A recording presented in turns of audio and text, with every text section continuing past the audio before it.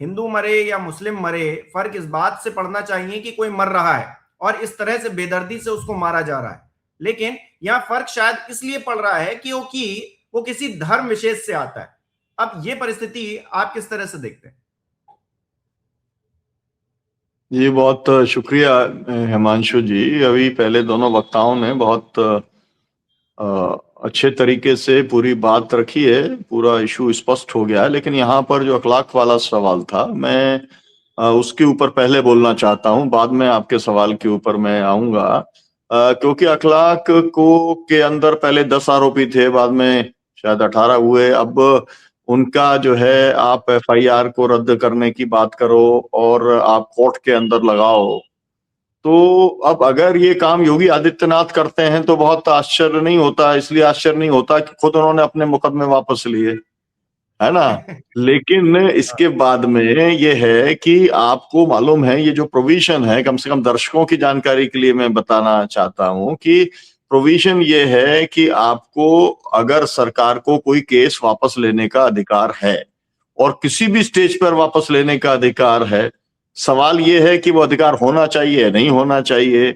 अब 4 करोड़ अगर केसेस चल रहे हैं देश के अंदर, तो वो अधिकार कम से कम ऐसे केसेस जो अनावश्यक लगा दिए जाते हैं। तो अभी होता क्या है, होता यह है कि अभी उत्तर प्रदेश के अंदर अगर सरकार योगी आदित्यनाथ की है, उनने सपाइयों के ऊपर केस लिखवा दिए लाखों की संख्या में, या फिर मान लो जो है मायावती की सरकार है, उनने लिखवा दिए। तो जब इनकी सरकार आएगी तो वो केस वापस हो जाएंगे, क्योंकि वो पॉलिटिकल लेवल के केसेस हैं।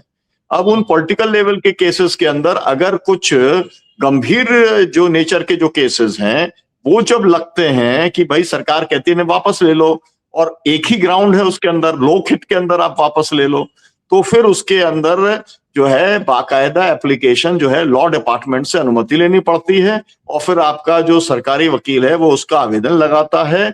कुल मिलाकर के निर्णय जो है वो मजिस्ट्रेट को देना होता है। तो कम से कम मैं इस बात के लिए, वो जो भी सज्जन है मजिस्ट्रेट, मैं उनका शुक्रिया अदा करना चाहता हूं कि उन्होंने एफआईआर को लोकहित में रद्द करने योग्य नहीं माना। लोअर कोर्ट में इतनी दम पड़ना बहुत बड़ी बात है, क्योंकि मैं दिन रात यही सब झेल रहा हूं। मेरे ऊपर 140 मुकदमे लगाए हैं, जिसमें से जो है 4 को छोड़ के सब जो है फर्जी साबित हुए और सब खत्म हुए, है ना, कोर्ट के माध्यम से हुए। खात्मा तो किसी में करना उन्होंने कभी नहीं किया, यही सब प्रोसेस भी चला। फिर भी मेरा कहने का मतलब ये है आपसे कि एक तो ये है कि वो दबाव में नहीं आया इसलिए ऐसा हो गया, लेकिन इससे कोई बहुत ज्यादा फर्क नहीं पड़ता, क्योंकि केस तो अभी तक जो है, आप मुझे बताइए, इतना पुराना केस था, अभी तक तो सजा होकर के इन सब लोगों को जेल में होना चाहिए था। और ये कहा जाए कि जेल के अंदर सजा भी जो है कम से कम मिनिमम 7 साल की उसके अंदर होती, तो वो सजा भी अब तक की कट गई होती। लेकिन इन अभी तक तो ये केस जो है अब इसमें हाईकोर्ट पे अंदर चला गया, फिर सुप्रीम कोर्ट में चला जाएगा। मान लो ये बहाल रहता है कि नहीं, ये जो है केस चलेगा, तो जब चलेगा तो फिर गवाहियां होंगी। आपको मालूम है कि गवाहियां देना कितना कठिन काम है। अखलाक की पत्नी वापस नहीं लौट पाई आज तक, ये स्थिति है। आप इससे माहौल समझ लीजिए, है ना। और वो कह रहे हैं कि भाई कोई गवाही देने के लिए तैयार ही नहीं है। तो आप इतना ज्यादा दबाव बना देते हैं कि कोई गवाही देने को तैयार नहीं होता, और इसलिए जो है बड़े बड़े जो कातिल होते हैं वो निकल आते हैं, बच करके निकल आते हैं। क्योंकि कोर्ट के अंदर तो सीधा सा बात है ना, गवाही के ऊपर पूरा मामला है, और अगर गवाही पीछे हट गया, अगर होस्टाइल हो गया, तो ये सवाल है कि अभी तक जो अभी आंकड़ा दिया, मंदानी साहब ने आंकड़ा दिया था, उस आंकड़े के अंदर अगर 250 है, 300 है, उन लिंचिंग के अंदर कितने लोगों को अब तक सजा हुई? ये है पूरा की पूरा न्यायपालिका का टेस्ट। अगर अभी तक उसके अंदर जो है 80%, 90%, कायदे से तो ये मास लिंचिंग है और सब प्रूव्ड केस है ये, तो उसके बाद भी आप जो है अगर सजा नहीं करा पाते, तो अभियोजन पक्ष की ये कमजोरी है, और कमजोरी नहीं है, ये मिली भगत है। और ये कुल मिलाकर के आपने सबूतों को रफा दफा करने का काम किया। मैं सीधे सीधे आरोप लगा रहा हूं, क्योंकि ये मामला बहुत संगीन है और बहुत पूरे देश के स्तर के ऊपर है। और अगर माइनॉरिटीज किसी देश में सुरक्षित नहीं है, इसका मतलब वहां पर डेमोक्रेसी काम नहीं कर रही। वहां पर जो है वो न्यायपालिका काम नहीं कर रही। ये बात एकदम साफ है। तो अब आपके डबल स्टैंडर्ड्स नहीं हो सकते।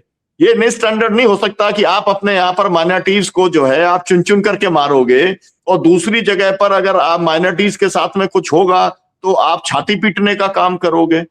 कोई जायज नहीं ठहरा सकता। अगर जो है वहां पर जो अगर वहां पर हिंदू को मारना जो है गलत है, जो कि गलत ही है, उसको कोई भी जस्टिफाई नहीं कर सकता, तो फिर यहां पर भी किसी की भी मॉब लिंचिंग मुसलमान की या किसी की भी गलत है। और दोनों को एक ही स्टैंडर्ड से आपको देखना पड़ेगा। और ये तो मैं कहना चाहता हूं, जो बहुत बड़े भारी भारी राष्ट्रभक्त बने हुए हैं, जिनका आजादी आंदोलन से कोई संबंध नहीं रहा, मैं उनसे कहना चाहता हूं, आप समझो हिंदुस्तान का डायस्पोरा बहुत बड़ा है, 2-4 करोड़ लोग बाहर हैं, और आप अगर यही काम करते रहोगे तो उन सबकी जान खतरे में पड़ने वाली है। इस बात का ख्याल रखना चाहिए कि पूरा के पूरा जो भी भारत का आदमी बाहर है, अगर क्रिश्चियन कंट्री में रहता है, मुस्लिम कंट्री के अंदर रहता है, तो खैर ठीक है कि आज अगर मान लो दुबई है ना, मुस्लिम देश है, लेकिन वहां पर सबसे ज्यादा सिक्योर्ड आदमी फील करता है। मैं ऐसे कम से कम 10-20 लोगों को अपने खुद के नातेदार, रिश्तेदार या मित्र दोस्तों के लोगों को जानता हूं,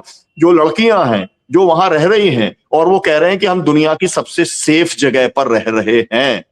लेकिन अगर हिंदू मुसलमान का हिसाब किताब होने लगेगा, अगर क्रिश्चियन का हिसाब किताब होने लगेगा, मैं एक जो है यूट्यूब चैनल चलाता हूं बहुजन संवाद, उसके अंदर कार्यक्रम किया, छत्तीसगढ़ के अंदर ईसाई को जो है गाड़ने के लिए जगह नहीं दे रहे हैं।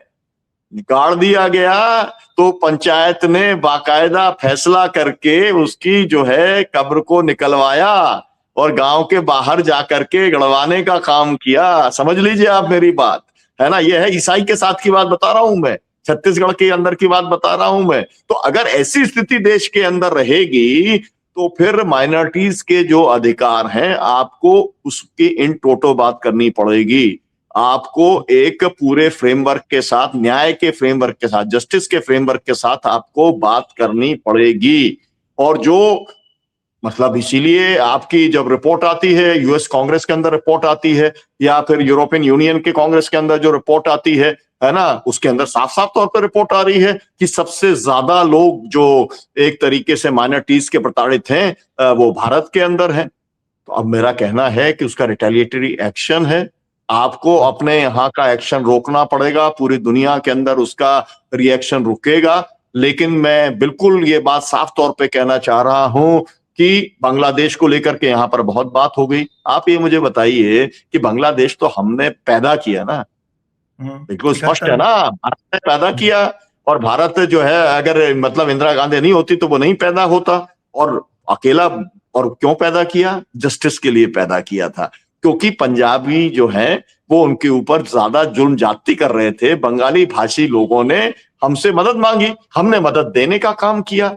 अब सोचिए कि उनका जो राष्ट्रपिता है, उस राष्ट्रपिता को ही उनने घर जलाने शुरू हो गए वहां पर भारत के लोगों को अकेला ऐसा नहीं है कि हिंदू को मार दिया है, वहां पर भारत के जो है जो भी लोग हैं आइडेंटिफाइड है भारत सरकार के साथ में, उन लोगों को वहां पर निशाना बनाया जा रहा है। कौन है इसका जिम्मेदार? इसका जिम्मेदार भारत के प्रधानमंत्री हैं, भारत की सरकार है, भारतीय जनता पार्टी की नीति है, जिसने जो हमारा सबसे करीबी देश था, मैं लगातार जाता रहा हूं बांग्लादेश के अंदर, है ना, सबसे करीबी मुल्क था जहां के लोग हमसे मोहब्बत करते थे। अगर वो लोग एंटी इंडियन हो जाते हैं तो अगर कोई एक व्यक्ति रिस्पॉन्सिबल है तो वो नरेंद्र मोदी हैं। ये वाली बात स्वीकार करनी पड़ेगी। और यही स्थिति श्रीलंका के अंदर बनी, यही स्थिति नेपाल में बनी। नेपाल और भारत में तो कोई अंतर ही नहीं था, है ना, बॉर्डर्स खुले हुए थे, आज भी खैर खुले हुए हैं, लेकिन एंटी इंडिया फीलिंग चरम के ऊपर है, नेपाल में भी चरम पर है। क्यों हो जाती है चरम के ऊपर? इसलिए कि वहां पर एक अगर कोई ऐसी सरकार आती है कि जो सरकार आपके पक्ष में नहीं है, वो मान लो प्रो चाइना है, तो आपने वहां पर जो है वो जैन जी आ गया, क्या क्या हो गया, कुल मिलाकर के आपने उसे अपदस्थ करने का काम कर दिया, है ना। आप सोचिए, तो जैसे आपने वहां पदस्थ किया तो बांग्लादेश के अंदर अमेरिकन ने उन्होंने अपना फंडामेंटलिस्ट लोगों को वहां पर उन्होंने बैठालने का काम कर दिया। तो अगर यही सब कुछ चलेगा, मुझे लगता है कि भारत सरकार की विदेश नीति पूरी तरीके से फेल हो गई है। और इसीलिए हमको एक सरकार को बदलने की जरूरत है, पूरा का पूरा दृष्टिकोण जो माइनॉरिटीज के प्रति है उसको बदलने की हमें जरूरत है। और इस तरीके का ये जो काम होता है कि अगर कोई हत्यारा, अगर किसी की मॉब लिंचिंग हुई और उसके ऊपर आप एफआईआर उसकी वापस लेने का काम, रद्द करने का काम अगर आप करते हैं, तो कुल मिलाकर के स्टेट स्पॉन्सर्ड टेररिज्म हो जाता है ये। एक तो स्टेट स्पॉन्सर्ड टेररिज्म है कि आपने कनाडा में मरवा दिया किसी को, आपने किसी को अमेरिका के अंदर मरवा दिया, लोग कहते हैं आपने बांग्लादेश के अंदर भी मरवा दिया। तो फिर सवाल ये आएगा कि स्टेट स्पॉन्सर्ड टेररिज्म तो ये भी कहा जाएगा कि आप जो यहां पर लोग विक्टिम हैं, है ना, जो मॉब लिंचिंग के विक्टिम हैं, आप उनको न्याय नहीं मिलने दे रहे, आप उनको, जो कातिल हैं उनको आप सजा नहीं होने दे रहे। मुझे लगता है कि इस बिल्कुल, पर्सपेक्टिव में इस वो पूरे इशू को आधार देखने की जरूरत है। एक विश्वास होता है, विश्वास कानून के ऊपर होता है, जो हमारी व्यवस्थाएं हैं, संवैधानिक ढांचा है, उसके ऊपर विश्वास होता है। कहीं पर कोई घटना हुई, कोई वारदात हुई, उसके बाद कानून पर हमारा विश्वास, वो हमको भरोसा देता है कि ये सरकार या फिर ये व्यवस्था हमको न्याय दे पाएगी या नहीं दे पाएगी। 10-10 साल, 20-20 साल अगर केसेस चलेंगे और उनको लंबा खींचा जाएगा, पीड़ितों को परेशान किया जाएगा, तो इस व्यवस्था से तो वैसे ही लोग त्रस्त आ जाएंगे। और ये जो भीड़ के रूप में लोग सामने आ रहे हैं, क्या वो उसी त्रस्त व्यवस्था से नहीं आ रहे हैं क्या? सुनिए जी।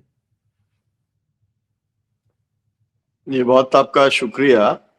असल में जब लॉ एंड ऑर्डर में विश्वास ही ना हो, कानून का राज ही देश में ना चलता हो, तो फिर ये तो होना ही है। क्योंकि आप खुद ये देखें, अगर 4 करोड़ केसेस अभी पेंडिंग पड़े हुए हैं, हर सुप्रीम कोर्ट का चीफ जस्टिस आता है, तमाम किस्म की डायलॉग बाजी करता है। मैं तो क्योंकि पूर्व विधायक हूं, 2 बार विधायक रहा, सपा का विधायक दल का नेता था मैं वहां पे मतलब सुप्रीम कोर्ट ने आदेश दे दिया कई बार कि जितने एमएलए और एक्स एमएलए और एक्स एमपी हैं सबके केसेस हो जाने चाहिए, 6 महीने में खत्म हो जाने चाहिए। और 6 महीने के 6 साल हो गए, आज तक जो है हम लोगों के केसेस का नंबर ही नहीं आ रहा है। तो अगर ये स्थिति हो, मेरा मतलब है कि जो कानून का राज को चलाने वाले लोगों का ही कानून पर विश्वास अगर ना हो, तो फिर ये स्थिति बनती है। इसमें एक बात मैं जोड़ना चाहता हूं कि असल में मॉब लिंचिंग जो है वो परिणाम है हेट स्पीच का, नफरत के वातावरण का। और सबसे बड़ी सफलता आरएसएस की और नरेंद्र मोदी की ये है कि उन्होंने पूरे समाज में नफरत इतनी जबरदस्त फैला दी है कि हम जितने लोग बैठे हैं, अपने घर के, परिवार के व्हाट्सएप ग्रुप्स में से, मोहल्ले के व्हाट्सएप ग्रुप्स में से, फ्रेंड्स के व्हाट्सएप ग्रुप के अंदर भी हम लोगों का रहना मुश्किल है। मतलब आप कुछ भी कर लो तो इतनी किस्म की वहां पर मतलब घृणा और नफरत निकलती है, जिसका जो अंत होता है वो हिंसा से होता है। और जब सामूहिक हिंसा हो जाती है तो मॉब लिंचिंग हो जाती है। तो नफरत को मतलब ये जो सुप्रीम कोर्ट है, ये किस चीज का इलाज है भाई? सुप्रीम कोर्ट जो है हेट स्पीच के बारे में इसने बहुत सारी बातें कही, लेकिन हेट स्पीच को ये लागू नहीं करवा पाया आज तक। तो ऐसा कैसा सुप्रीम कोर्ट है, अपने फैसले लागू नहीं करवा पाता? हेट स्पीच करने वाले आज भी इस हेट स्पीच दे ही रहे हैं पूरे देश के अंदर, बाकायदा मंच के ऊपर देते हैं। एक तरफ से हो रहा है क्या डॉक्टर साहब, ये भी बताइएगा प्लीज कि ये सिर्फ एक तरफ से हो रहा है क्या? बीजेपी ही कर रही है या फिर जो तमाम और दल हैं वो भी रोटियां नहीं, आप बताइए ना। नहीं, मैं तो चाहूंगा, मैं तो चाहूंगा कि आप मुझे उस दल का नाम बताइए, आप किसी मुस्लिम संगठन का नाम का मुझे बताइए जो मुसलमानों के खिलाफ में इस तरीके का विश्वमन करने का काम कर रहा है। आप ना मुसलमानों की तरफ से हिंदुओं के खिलाफ में विश्वमन कर रहा है, एक भी नहीं मिलेगा आपको संगठन। मैं ये आपसे कहना चाहता हूं, ये पूरा एक तरफा चल रहा है। हेट स्पीच का मामला जो है वो एक तरफा चल रहा है, क्योंकि हम पब्लिक लाइफ के अंदर हैं, दिन रात पूरे देश में घूमते हैं। तो मैं ये दावे से कह सकता हूं कि कोई भी देश का मुस्लिम संगठन हिंदुओं के खिलाफ में कोई इस तरीके का जहर नहीं उगल रहा जिस तरीके के कट्टरवादी हिंदू संगठन कर रहे हैं, और उनको सबको भाजपा और आरएसएस का संरक्षण प्राप्त है। हेट स्पीच खत्म करना ही मॉब लिंचिंग पर रोक है। आधार पर देखने लगे ना सर, हमने भी वही चश्मा लगा लिया, हमने भी वही चश्मा लगा लिया जो नहीं, कोई चश्मा नहीं लगाया सर, आपको फैक्ट्स बताए हैं। मतलब फैक्ट्स लगाना मतलब हम फैक्ट्स नहीं देखें क्या? मतलब जो है जो कुछ सामने दिखलाई पड़ रहा है वो तो देखना जरूरी है ना, बोलना भी जरूरी है। सर मैं क्या कह रहा हूँ, ये जो वैमनस्यता जी पैदा की जा रही है वो सिर्फ हिंदुओं को लेकर ही पैदा की जा रही है या फिर मुस्लिमों को लेकर भी पैदा की जा रही है, नहीं, दलितों को मुसलमानों लेकर को लेकर नहीं पैदा ये की जा रही। सबके मैं लिए तो की चाह जा रहा रही हूं ना, है। मैंने तो सब खुली सारे चुनौती दे रहा हूं कि मुझे लोग बताएं कि कौन से ऐसे लीडर्स हैं मुसलमानों के या किसी पॉलिटिकल पार्टी के जो कि हिंदुओं के खिलाफ में इस तरीके का नफरत की और विश्वमन की भाषा बोलते हों। सर कोई नहीं वो है। बैठे हैं ना, हैदराबाद में बैठे हैं ना, वो कहते हैं कि नहीं इतने नहीं, मिनट के लिए कभी नहीं, आपको। कभी नहीं। आप मुझे बताइए ना कौन सी बात उन्होंने की। उन्होंने कभी कहा कि आप जो है उसका मतलब बलात्कार हो गया तो उसे निकाल करके, कब्र से निकाल करके बलात्कार करेंगे? कभी बोला गया है क्या? मुलायम सिंह यादव जी का बयान अभी बता रहे थे ना राशिद भाई। ना ये देखिए, ये वो बयान का जो है इससे कोई तुलना नहीं हो सकती है ना। ये बहुत सीरियस बात चल रही है, इसके अंदर छोटा मोटा जो एक प्रसंग है उसको लेकर के आप पूरा पार्टी को या पूरे विचार को अगर लांछित करने की कोशिश है, वो नहीं है ना। ये मामला बड़ा है। मेरा कहना है कि कोई भी मुस्लिम जो है वो संगठन इस तरीके की भाषा का इस्तेमाल नहीं कर रहा है, और अगर वो कोई कर रहा है तो उस पर भी वैसी ही कार्रवाई होनी चाहिए जैसी कि हम ये कट्टरपंथी संगठनों के खिलाफ में चाहते हैं या उनके नेताओं के खिलाफ में चाहते हैं। एक ही नहीं, स्टैंडर्ड काम करना चाहिए। रूल ऑफ लॉ जो है सबके लिए होना चाहिए, बस किसी यही एक मैं के लिए कहना नहीं। चाह रहा था, यही कहना चाह रहा जी था, सबके लिए बराबर नियम कायदे कानून होने चाहिए। और जो भी हेट स्पीच दे रहा है या फिर किसी भी धर्म के खिलाफ किसी को उकसा रहा है या फिर वैसी घटना में शामिल है, उसको बराबरी से जो है उसका इलाज होना चाहिए, उसको सजा मिलनी चाहिए।